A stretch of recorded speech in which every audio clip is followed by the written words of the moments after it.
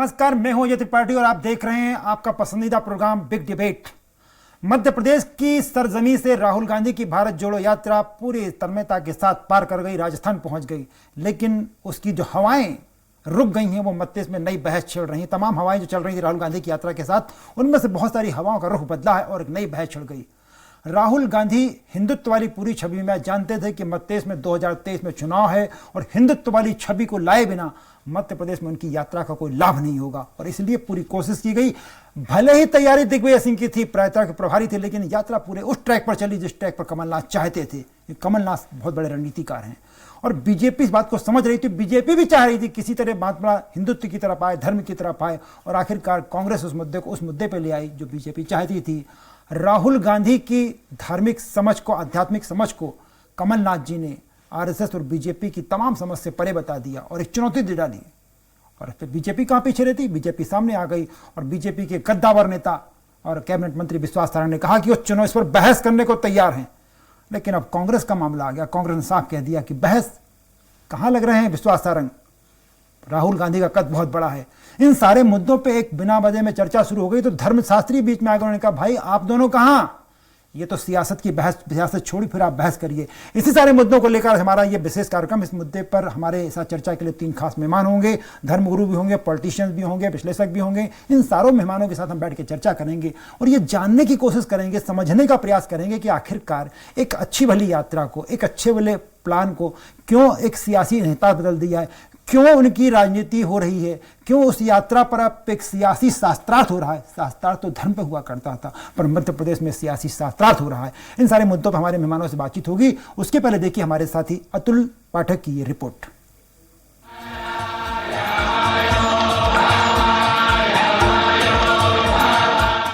हिंदुत्व हो या भारतीय धर्म संस्कृति, बीजेपी, आरएसएस और आरएसएस के अनुषंगिक संगठन खुद को भारतीय धर्म संस्कृति और हिंदुत्व के सबसे बड़े पैरोकार मानते हैं। हालांकि कमलनाथ ने उनके धर्म ज्ञान को चुनौती दे दी है और राहुल गांधी को धर्म, आध्यात्म के मामले में संघ, विश्व हिंदू परिषद और बीजेपी नेताओं से ज्यादा ज्ञानी बताया है। कोई भारतीय जनता पार्टी का, आरएसएस का, विश्व हिंदू परिषद का इनके साथ बैठ जाए और बहस कर ले।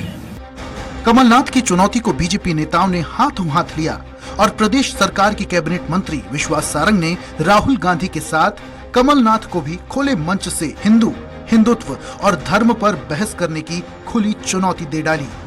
सारंग ने कहा जब चाहे तब राहुल गांधी मुझसे बहस कर लें। सारंग की चुनौती पर कांग्रेस के सुर बदल गए।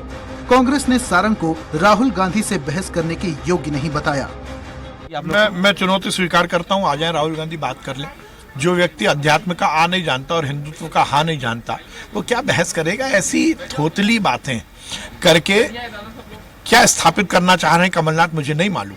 विश्वास सारंग जी मध्य प्रदेश के नेता, उनके लिए तो हमारे पार्टी के विधायक माननीय पीसी शर्मा जी पर्याप्त थे। उनसे ही बहस कर ले, उनसे साथ साथ कर ले, पता चल जाएगा क्या स्थिति है।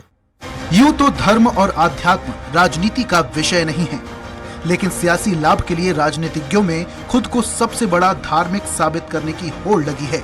धर्म के बगैर राजनीति चल नहीं सकती, लेकिन अपने लाभ के लिए धर्म और धर्म की परिभाषाएं गढ़ने वाले राजनीतिक दल शायद ही वास्तविक धर्म से कोई नाता रखते हों।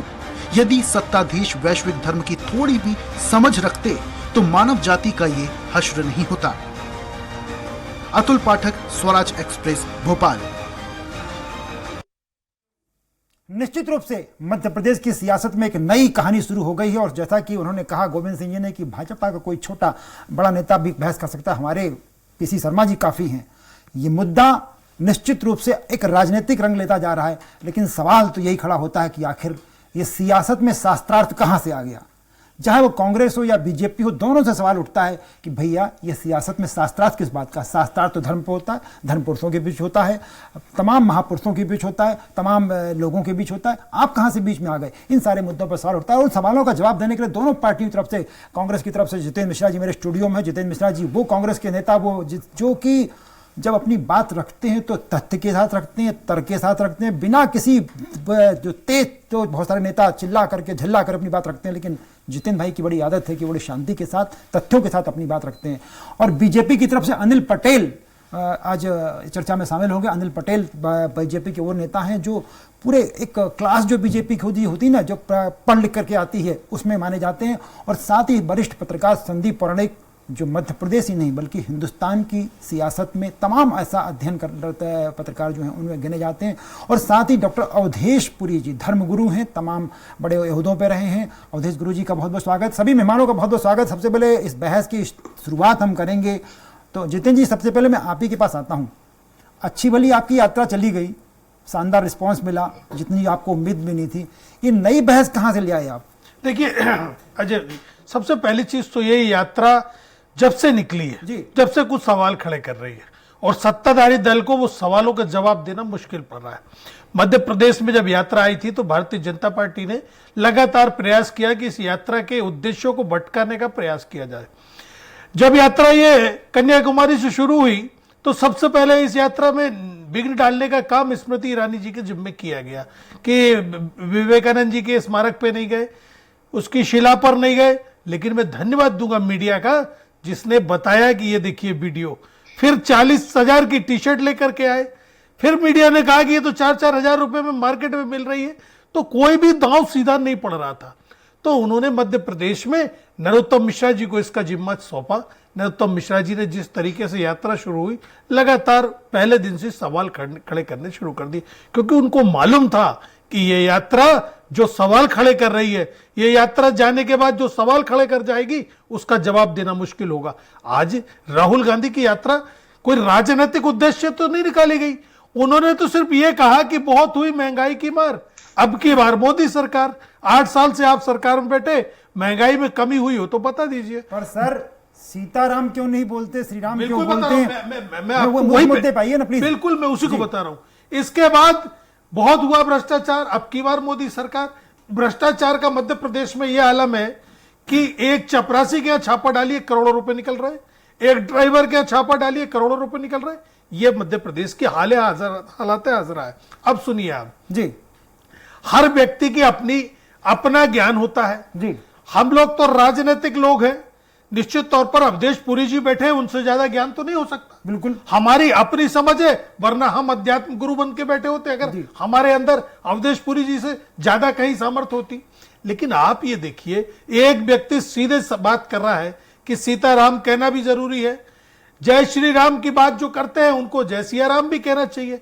तो उसको लेकर के इस तरीके का बवंडर बनाया गया कि यात्रा के जो खड़े सवाल है उनको झुटलाया जाए। और आज डिबेट पर हम इसलिए बैठे कि इस सीताराम और श्री राम पर राजनीतिक दलों का उद्देश्य होता है विकास की बात करना। आपके ऊपर सवाल खड़े किए गए थे, आप विवेकानंद की शिला से लेके ओंकारेश्वर तक आ गए, आपको उसके जवाब देना थे कि महंगाई क्यों कम नहीं हो पा रही, लोगों को रोजगार क्यों नहीं मिल रहा है। भाई चुनौती तो कमलनाथ जी ने दी ना। मैं आपको बता रहा हूं, जब सवाल खड़े किए, आज मेरा ये कहना है कि मेरे फिर बात है अवधेश गुरु जी की जो आपने बताया, पुरी जी की। आज शंकराचार्य जी हैं, वो किसी को धर्म को लेकर के कोई एक विश्लेषण करते हैं, समझ में आता है। विश्वास सारंग क्यों विश्लेषण करेंगे? विश्वास सारंग कहां के आध्यात्मिक गुरु हो गए? इनको यह नहीं मालूम कि जिस संस्कृति में रह रहे हैं, जो सनातन संस्कृति है, वो धवल कपड़ों को प्रणाम करती है, वो भगवा के साथ जुड़ी हुई है। तुम काली टोपी और हाफ पैंट लगा के अपने आप को सनातन के पैरोकार बताते हो। आपकी रिपोर्ट में सही कहा गया कि आज भारतीय जनता पार्टी हिंदू धर्म के पैरोकार बन रही है, जबकि हिंदू धर्म का हां से लेना देना नहीं है इनको। लेकिन क्या है, मेरा सिर्फ यह कहना है कि आज अगर कबीर ने गा करके खुश किया, मीरा ने गा करके खुश किया, तुलसीदास जी ने लिखकर, अपनी अपनी तपस्या, अपना अपना विश्लेषण है। कोई को ज्यादा आता होगा, कोई को कम आता होगा। लेकिन विश्वास सारंग जैसे हैसियत के लोग अगर किसी को चैलेंज करे तो मुझे लगता है छपास के शौकीन है, जिसकी वजह से ये सब हो रहा है। चलिए मैं इसका अनिल जी से सवाल पूछता हूं कि अनिल जी, बिल्कुल आप एक बड़ा मुद्दा था कि आप लोग जो चाह रहे थे, मुझे लगता है ये मेरा अपना आकलन है कि आप जो चाह रहे थे यात्रा का ट्रैक जो है धीरे से हिंदुत्व की तरफ आया, ताकि आप उस मुद्दे में बहस को आगे ले जा सकें और 2023 का जो चुनाव है आपके मुफीद हो सके। ऐसा नहीं लगता आपको? आप उस ट्रैक पे ले आए, उस हिंदुत्व वाले ट्रैक पे ले आए पूरी यात्रा को। ये मुझसे पूछ रहे त्रिपाठी जी अनिल भाई आप किस पूछ रहा हूँ? देखिए त्रिपाठी जी, ये राहुल गांधी जी की यात्रा निश्चित तौर से यात्रा भारत छोड़ो नहीं, भारत तोड़ो यात्रा शुरू से ही दिख रही है। ये केरला से चलते हैं तो इनके साथ गौ हत्यारे दिखते हैं, महाराष्ट्र में पहुंचते हैं तो स्वतंत्रता संग्राम सेनानियों का अपमान करते हैं, सर हमें पादरी यात्रा इनके सभाओं में जाते हैं। मैं आ रहा हूँ उसमें। अनिल भाई यात्रा पे हम लोग बहुत बात कर चुके हैं, 4-5 डिबेट हो चुकी हैं, आप भी इसमें शामिल हुए। मेरा सीधा सा सवाल है कि जो हिंदुत्व वाला मुद्दा आ गया, आप हिंदू में ही आ लोग रहे हैं। जानबूझ के उस ट्रैक पर आप जो बीजेपी जो चाहे देखिए, उस ट्रैक पे यात्रा को ले आई। भारतीय जनता पार्टी उस ट्रैक पे नहीं लाई है। इनका एक विषय आया था इनकी यात्रा में, पाकिस्तान जिंदाबाद के नारे लगे थे और कमलनाथ जी ने स्वीकार किया कि हाँ ये नारे लगे, और हमारी ही टीम ने उसको ट्वीट किया था और फिर डिलीट भी किया, जिस पर हमारे लोगों पर भूपेश बघेल जी ने बाद में छत्तीसगढ़ में एफआईआर कर दिया। उस चीज को ट्रैक से अलग ले जाने के लिए कमलनाथ जी ने ये नया प्रोपोगंडा चालू किया है कि चैलेंज कर दिया कि हिंदुत्व में हमारे राहुल गांधी जी से कोई शास्त्रार्थ कर ले। तो मैं आपको याद दिलाना चाहूंगा कि वही राहुल गांधी जी हैं जिन्होंने कहा था कि मैं हिंदू हूं पर मुझ में हिंदुत्व नहीं है। ये ठीक उसी तरह है कि पुरुष है, पुरुषत्व तो नहीं है, नेता है लेकिन उनके पास कोई नेतृत्व तो नहीं है।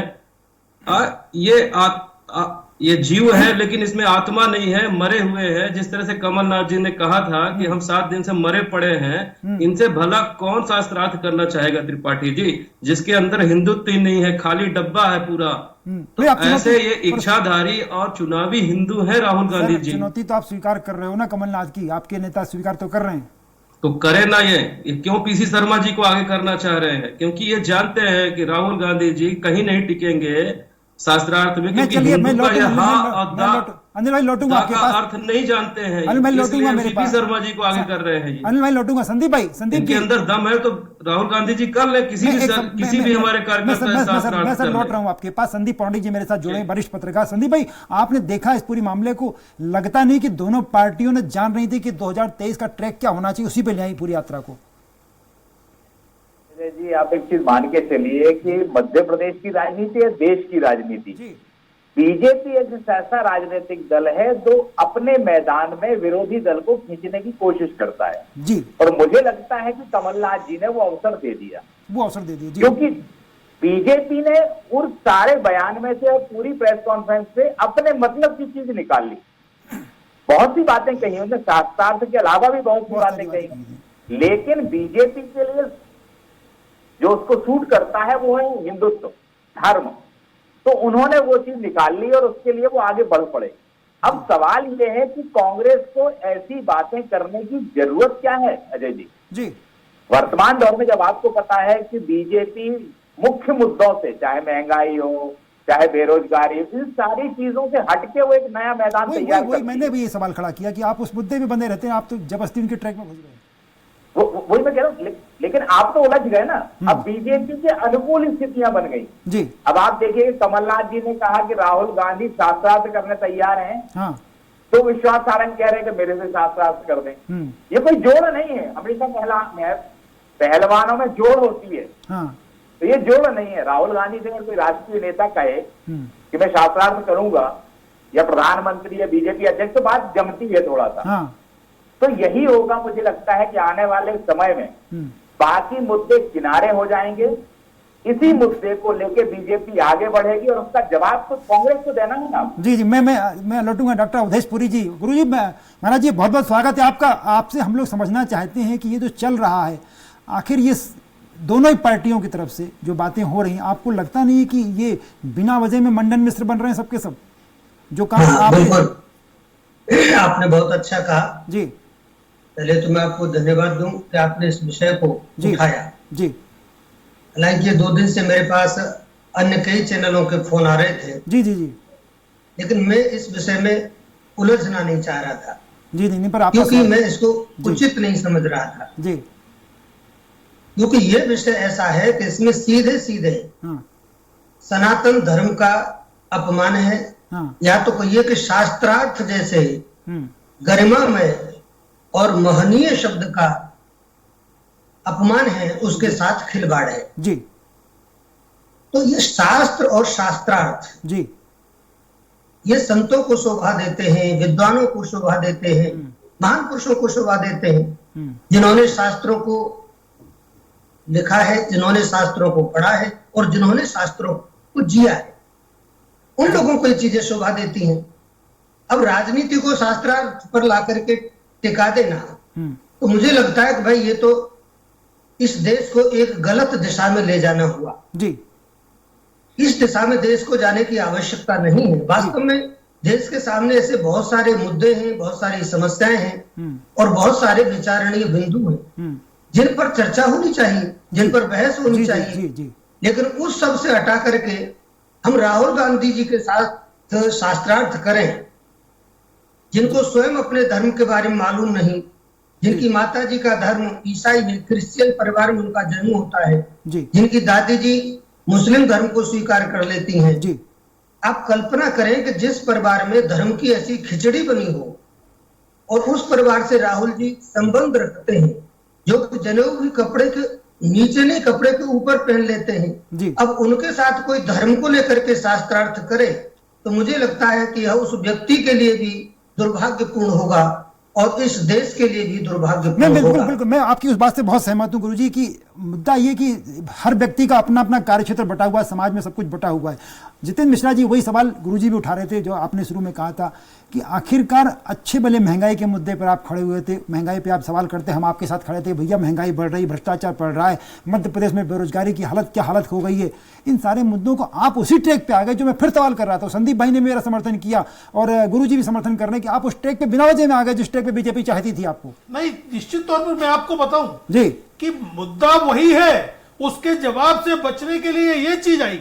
आज अगर कोई ये कहता है कि जय श्री राम के साथ जय सिया राम होना चाहिए, कौन से धर्म की बात, कौन सी अधर्म की बात, जो उसका ज्ञान है उसने बताया, अगर गलत कहा तो आप कहिए कि गलत है, लेकिन राहुल गांधी नहीं बोल सकते, राहुल गांधी नहीं बोल सकते। ये तो एक साधारण आदमी भी कह सकता है कि इस देश में नार्यस्तु पूज्यन्ते होता है तो जय श्री राम के साथ जय सिया राम कहना चाहिए, उसमें कौन सी ऐसी बहस की बात है। लेकिन आपने कहा कि चूंकि हिंदुत्व के मुद्दे पर लाना है, लेकिन उन्हें यह नहीं मालूम है कि जिस हिंदुत्व का दावा करते हैं उसमें धोती कुर्ता पहनावे में आता है, हाफ पैंट और काली टोपी। मैंने तो किसी सनातन धर्म में नहीं सुना, पुरी जी ज्यादा स्पष्ट कर देंगे कि अगर कहीं होता हो इस तरह का पहनावा सनातन संस्कृति में तो मुझे बताएं। ये वो हिंदुत्व के पैरोकार हैं, ये हिंदुत्व के रक्षक बनते हैं, ये हिंदुत्व को अपना सबसे बड़ा संरक्षक मानते हैं। उनको ये नहीं मालूम हिंदुत्व का पहनावा क्या है, सनातन संस्कृति का पहनावा क्या है। वो राहुल गांधी से बहस की बात कर रहे हैं। मेरा ये कहना है सर, मेरे मन में एक सवाल आ रहा है जी कि बाबा तुलसीदास ने, महाराज जी बैठे हुए, बाबा तुलसीदास ने साहब कहा है कि सिया राम में सब जग जानी। इसको सब हम लोग बरसों से पढ़ते आ रहे हैं, पर जब बापू का निधन हुआ तो बापू ने कहा सिया राम, उन्होंने तो हे राम कहा था। मैं आपसे ये बताऊं, रामायण में ये भी लिखा है सबई मिले सब दिन सब देसा, रातत जापत मिटे कलेसा। तो किसके लिए? क्या हिंदुत्व सिर्फ आपके लिए? क्या मोक्ष सिर्फ आपके लिए? क्या धर्म सिर्फ आपके लिए? अरे इसमें ना शुक्रवार देखा जाएगा, ना मंगलवार देखा जाएगा, ना बनारस देखा जाएगा, ना रोम देखा जाएगा। भगवान सबके लिए है, सबको आराधना करने का हक है। तो इसमें किसी को ये बांटना कि साहब वो इस धर्म का है, वो उस धर्म का है, मुझे लगता है कि ये सोचने का विषय है। सर पर सबका अंदाज सर अलग अलग है ना। मैं वही तो कह रहा हूं सर। बाबा रसखान ने भी कहा अनादि अनंत अखंड। मीरा ने गा के खुश किया, आपने देखा कि कबीर ने गा के खुश किया, किसी ने नाच के खुश किया। सर आप जो ये तो अपने अपने तरीके हैं सर, वही कोई मुद्दा तो वही उठ रहा है ना कि आप जो कह रहे हैं कि काली पैंट पहन के, हर तरीका अपना अपना है। बाबा सूरदास रसखान बाबा ने कहा है ना कि अनादि अनंत अखंड छेद अभेद वेद बतावें और ताई अहिर की छू हरियां छत पे नाचने चाहें। त्रिपाठी जी रामायण जब लिखी तो उन्होंने कहा देव धनुज नर नाग खग प्रेत पितर गंधर्व वर्णव किन्नर रजनीचर कृपा करो अवसर। तो ये जितनी भी विपदाएं आती इनको पहले ही हाथ जोड़ लिया था कि देखिए भैया हम विकास की बात करेंगे, हम सरकार पर सवाल उठाएंगे, लेकिन अगर कहीं कोई आपको लगे तो आप माफ करना, ये मिशन पूरा हो जाए, मैं महाराज जी की बात पूरी हो जाए, इसमें जो सवाल है वो खड़े हो जाए। मैं सर महाराज जी के पास आऊंगा। महाराज जी, मेरे मन में सवाल आ रहा था, मैं अपनी व्यक्तिगत एक उत्कंठा की, जैसा मैंने कहा कि बाबा रसखान ने कहा कि अनादि अनंत अखंड अछेद अभेद वेदै सो वेद बतावें ताई अहिर की। सबका वो जिस कान्हा को पूजने के लिए बड़े बड़े ब्रह्मा तक वो क्या रहे, उसको अहिर की छोहरियां उसको पूजा नहीं कर रही, छछिया वाली छाछ पे नाच देता मैं, थोड़ा सा मक्खन कहना नाच और कहना बढ़िया डांस कर रहे हैं। तो वही जो बात जितेंद्र मिश्रा भी कह रहे थे वही बात मैं कह रहा हूँ कि फिर आपको आपत्ति क्यों है कि मतलब क्यों होना चाहिए कि कोई काली पेंट पहन के करता है, कोई टोपी लगा के करता है, कोई बस से करता है, इस पर आपत्ति क्यों होना चाहिए? नहीं, ये आपत्ति का विषय नहीं है। रसखान जी वहां जो कह रहे हैं वो प्रेम की पराकाष्ठा बता रहे हैं जी। रसखान जी कहना चाहते हैं कि भगवान प्रेम के बंधन में है, प्रेमते प्रकट हो ही मैं जाना, भगवान शिव ने स्वयं कहा है। हरिव्यापक सर्वत्र समाना, है तो वह सर्वत्र, लेकिन प्रकट प्रेम से होता है, ये भगवान शिव स्वयं कह रहे हैं। तुलसीदास जी महाराज कहलवाना चाह रहे हैं, तुलसीदास जी महाराज ने रामचरितमानस में लिखा है। तो कहने का तात्पर्य यही बात रसखान जी वहां कह रहे हैं कि जिसको बड़े बड़े ज्ञानी, बड़े बड़े तत्ववेत्ता, बड़े बड़े महापुरुष, श्रोत्रिय, ब्रह्मनिष्ठ जान नहीं सकते, उसको ब्रज की जो गोपिका हैं वो एक चम्मच छाछ पर या एक कटोरी छाछ पर नाच नचा देती हैं। तो ये प्रेम की पराकाष्ठा का एक दृष्टांत है। लेकिन प्रश्न यहाँ ये पैदा होता है क्योंकि शास्त्रार्थ राहुल गांधी जी के साथ हो रहा है जी। तो पहले तो कमलनाथ जी को ये बताना चाहिए कि राहुल गांधी जी के शास्त्रार्थ, उनके साथ शास्त्रार्थ करेगा कौन? हाँ। अब ईसाई धर्मगुरु शास्त्रार्थ करेंगे कि मुस्लिम धर्मगुरु शास्त्रार्थ करेंगे कि हिंदू धर्मगुरु शास्त्रार्थ करेंगे? ऐसा तो कुछ उन्होंने कहा नहीं। उन्होंने तो सीधे सीधे कहा कि भाजपा शास्त्रार्थ करे, संघ शास्त्रार्थ करे, आरएसएस ये अपने विश्व हिंदू परिषद शास्त्रार्थ करे। तो भैया जिसको उन्होंने चुनौती दी है वो लोग शास्त्रार्थ करने के लिए सामने आ रहे हैं। तो विश्वास सारंग जी की गलती इसलिए मैं नहीं कहूंगा क्योंकि उन्होंने सीधे चुनौती ही भाजपा को दी है, और इसलिए मैं आपसे कह रहा था कि सब्जेक्ट पर मैं सामने नहीं आना चाह रहा था और अभी भी नहीं आना चाह रहा। आपको तो हमने हम आपसे निवेदन इसलिए हम लोगों ने किया कि विषय इस तरह का है कि हम लोगों की समझ से परे कि भाई शास्त्रार्थ, मेरे मन में जो सवाल उठता है कि राजनीति में बैठे लोग शास्त्रार्थ कैसे कर सकते हैं? अनिल जी के पास आ रहा हूं मैं। अनिल जी, फिर वही सवाल उठ रहा है कि आखिरकार पॉलिटिक्स, वो महंगाई पे बात कर रहे थे, आप उसमें कुछ नहीं बोले, जैसा कि जितेंद्र मिश्रा जी आरोप भी लगा रहे हैं, आप कुछ नहीं बोले। बेरोजगारी के मुद्दे पे उन्होंने बात की, तब आपके मुंह से कोई आवाज नहीं निकली। उन्होंने करप्शन की बात की, तब निकली। लेकिन जैसे ही कमलनाथ ने कहा कि राहुल गांधी का हिंदुत्व ज्ञान, तो आप तुरंत आ गए सामने मैदान में। तो ये हर मैदान में क्यों नहीं आते आप लोग सामने, एक ही मैदान में क्यों आना चाहते हो? त्रिपाठी जी, हमने हर प्रश्न का उनका जवाब दिया है। जब जिस मैदान में आना चाहते हैं, अगर जितेंद्र जी आ जाए, हम महंगाई पे भी बात करेंगे, करप्शन पे भी बात करेंगे, जिसमें चाहे उसमें हम बात करेंगे। लेकिन मामला इन्होंने ही छेड़ा है, कमलनाथ जी ने इसको आगे बढ़ाया है। और मैं जितेंद्र जी की बात का जवाब देना चाहूंगा। उन्होंने कहा था कि सिया राम क्यों नहीं कहते हैं, तो मैं इनको बताना चाहूंगा, इनको इतना भी ज्ञान नहीं है कि श्री राम और सिया राम में क्या अंतर है। श्री आप बताएं मुझे, यहाँ धर्मगुरु जी बैठे हैं हमारे, श्री किसके लिए लगाया जाता है? श्री क्या लक्ष्मी जी के लिए नहीं लगाते हैं क्या? श्री लक्ष्मी जी सीता जी का अवतार नहीं है क्या? तो श्री राम कह देने से सीता जी का नाम नहीं आया क्या? तो जब जिनको इतना भी ज्ञान नहीं है, उनसे हम क्या शास्त्रार्थ करेंगे? ये राम को काल्पनिक कहते थे यही लोग हैं, आज हिंदू के ठेकेदार बने हैं, हिंदू पे शास्त्रार्थ करना चाहते हैं। अब धर्मगुरु जी ने बिल्कुल सही कहा है, वो कैथोलिक धर्म से इनकी माता आती हैं, पिता मुस्लिम धर्म से आए हैं। पहले ये हिंदू को तो समझ लें। महाकाल में प्रणाम करने गए थे तो पैर जो है नंदी बाबा की तरफ कर लिया था इन्होंने। इनको इतना भी ज्ञान नहीं है कि नंदी को तो अपमान करने पर तो कार्तिकेय को शंकर जी ने माफ नहीं किया था। अनिल भाई मेरे सवाल का जवाब नहीं है, इसलिए मैं अपने सवाल का जवाब बनते हैं ये। सर मेरे सवाल का जवाब नहीं है, मेरे सवाल का जवाब इसलिए मैं संदीप के पास आ रहा हूँ। संदीप भाई, मेरे मन में वो बार बार सवाल उठ रहा है कि भाई इतने सारे मुद्दे जो जितेंद्र मिश्रा कह रहे थे, मैं सहमत हूँ धर्मगुरु महाराज से, उन्होंने जो बात कही ठीक है, पर मैं सहमत है जितेंद्र मिश्रा की। भाई जब आप उन्होंने उसका मुद्दा उठाया, करप्शन का, आप कुछ नहीं बोले। उन्होंने मुद्दा उठाया भ्रष्टाचार का। हमने बोला है आप अलग से डिबेट कराइएगा, हम जितेंद्र जी की हर बात का जवाब देंगे, महंगाई का भी जवाब देंगे, करप्शन का भी जवाब देंगे।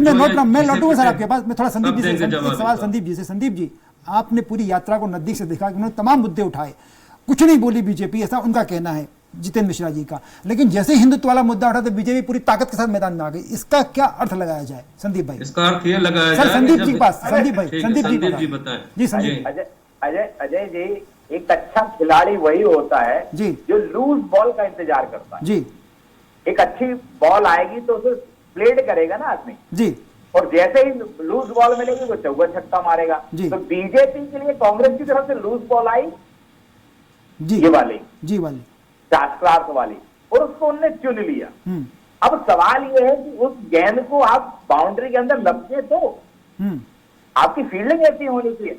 मुझे ये लगता है कि कांग्रेस को कम से कम वर्तमान दौर की राजनीति में जनता के मुद्दे उठाने चाहिए और उन मुद्दों से बचने की कोशिश करना चाहिए जिनको लपक कर बीजेपी एक नए तरह का माहौल बना देती है। चुनाव बहुत करीब है, बीजेपी को ऐसे मुद्दे मिलेंगे तो वो एक नए तरह का माहौल खड़ा कर लेगी। उनका नेटवर्क बहुत अच्छा है, उनकी गांव-गांव तक इकाइयां हैं, मजबूत हैं।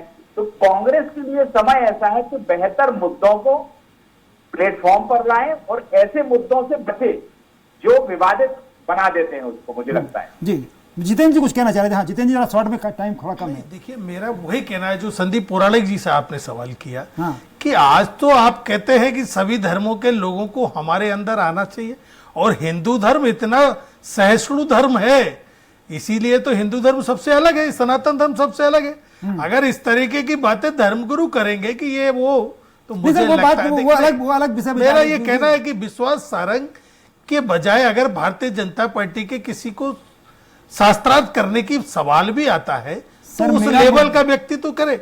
मैं आज ये कहूं कि अवधेश पुरी जी के साथ मैं शास्त्रार्थ करूंगा तो मेरी हैसियत भी तो समझना चाहिए। आप धर्म गुरु हैं, आपको तो सटीक व्याख्या करना चाहिए। आप कह रहे हैं कि विश्वास सारंग, अरे ये कहते हैं कि विश्वास सारंग के बजाय कोई दूसरा योग्य व्यक्ति शास्त्रार्थ करने आ गया है। पर अवधेश पुरी जी तो कह रहे हैं साहब कि आप लोगों को इस पर करनी नहीं चाहिए, वो सनातन निश्चित। मैंने भी वही बात कही कि अगर किसी ने ये कहा कि जय श्री राम और जय श्री राम तो कोई डिबेट का मुद्दा नहीं होता है, कोई बहस का मुद्दा नहीं होता है। लेकिन आपने सही कहा कि भारतीय जनता पार्टी तलाशती रहती है कि कुछ इस तरीके बिल्कुल लूज बॉल तो सर आपने फेंकी ना, वही तो संदीप जी कह रहे हैं। वही आपने भी सवाल किया, संदीप पौराणिक जी से सवाल किया कि इतने सारे मुद्दों पे बात नहीं हुई। आपने कहा क्यों नहीं हुई? क्योंकि उस पर जवाब नहीं था। इस पर क्या है कि धर्मांधता फैलाना है, सांप्रदायिकता की बात करना है, बड़ा विषय है उनके लिए। संदीप जी ने यह भी कहा कि लूज बॉल तो आपने फेंकी है तो 6 तो पड़ेगा, उस पर बाउंड्री लगेगी। मेरा ये कहना है त्रिपाठी जी की लूज बॉल का कोई मतलब नहीं। आज अगर मैं जय सिया राम कह रहा हूं तो आप मुझसे कहने लगो कि साहब जय सिया राम क्यों कह रहे हो, जय श्री राम क्यों नहीं कह रहे। देखिए ये बहस का विषय नहीं है, बहस का बिल्कुल निश्चित रूप से मैं सहमत हूं आप सबसे। विकास है, बिल्कुल विकास के मुद्दे पे बात होना चाहिए। जैसा कि अवधेश पुरी जी महाराज कह रहे थे, महाराज जी ने बहुत सही कहा कि आप छोड़ दीजिए, अनिल जी आप भी छोड़ दीजिए, जितेंद्र भाई आप भी छोड़ दीजिए, वो बहस करने दीजिए अवधेश पुरी जी को और उनके समकक्ष लोगों को। आपने भी कहा इन सारे मुद्दों पे बात होती है कि अंत में ये एक गलत ट्रैक पे चल पड़ी। और लेकिन दोनों पार्टियों का उद्देश्य मुझे लग रहा है साफ साफ कि ये 2023 का विधानसभा चुनाव उस ट्रैक पे जाए जिस ट्रैक पर मत इसका बड़ा मतदाता होता है। ये प्रोग्राम बस यहीं तक। महाराज जी आपका बहुत बहुत धन्यवाद, अनिल भाई आपका बहुत बहुत धन्यवाद, जितेंद्र जी बहुत बहुत धन्यवाद, संदीप पौराणिक जी आपका बहुत बहुत धन्यवाद। मैं इस प्रोग्राम को यहीं खत्म करूंगा, लेकिन खबरों का सिलसिला चूंकि चलता रहेगा इसलिए आप कहीं जाइएगा मत और बने रहिएगा, आप देखते रहिएगा स्वराज एक्सप्रेस।